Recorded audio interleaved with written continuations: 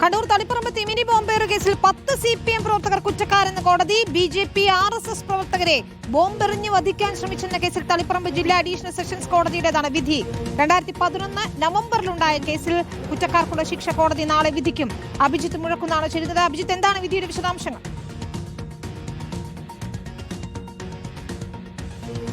വിനീത, കൃത്യമായി പറഞ്ഞാൽ 2011 നവംബർ 27-നായിരുന്നു ഈ സംഭവം. തളിപ്പറമ്പ് തിമിരിയിൽ വെച്ച് BJP RSS പ്രവർത്തകർക്ക് നേരെ ബോംബേർ ഉണ്ടാവുകയായിരുന്നു.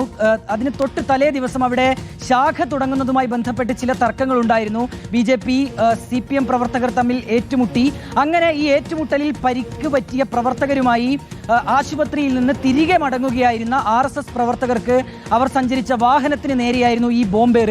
CPM പ്രവർത്തകരായിരുന്നു ഈ ബോംബേറിന് പിന്നിൽ എന്നുള്ളതാണ് പോലീസ് കണ്ടെത്തിയ കാര്യം. ഈ വാഹനത്തിൽ 30ഓളം RSS പ്രവർത്തകരുണ്ടായിരുന്നു. അതിൽ 9 പേർക്ക് പരിക്ക് പറ്റുന്ന ഒരു സാഹചര്യവും ഉണ്ടായി. 12 പേരെ പ്രതി ചേർത്താണ് പോലീസ് FIR രജിസ്റ്റർ ചെയ്തത്. അതിന്റെ അന്വേഷണ ഘട്ടത്തിൽ 2 പേരെ തെളിവുകളില്ലെന്ന് കണ്ടെത്തി കോടതി വെറുതെ വിടുകയും ചെയ്തു. അങ്ങനെ ബാക്കി അവശേഷിക്കുന്ന 10 പേരും കുറ്റക്കാരാണ് എന്ന് കോടതി കണ്ടെത്തിയിരിക്കുന്നു. അതിൽ ആലക്കോട് ഗ്രാമപഞ്ചായത്ത് അംഗം ഉൾപ്പെടെയുള്ളവരുണ്ട്. അതായത് CPMന്റെ ഏരിയ കമ്മിറ്റി അംഗം ഉൾപ്പെടെയുള്ളവരാണ് ഈ 10 പേരിൽ ഉൾപ്പെടുന്നത്. ഏതായാലും തളിപ്പറമ്പ് ജില്ലാ അഡീഷണൽ സെഷൻസ് കോടതിയുടേതാണ് ഈ വിധി. ഇവർക്കുള്ള ശിക്ഷ എന്താണ് എന്നുള്ളത് കോടതി നാളെ വിധിക്കും. ശരി, അഭിജിത്ത് മുഴക്കുന്നാണ് കണ്ണൂരിൽ നിന്ന് വിശദാംശങ്ങൾ.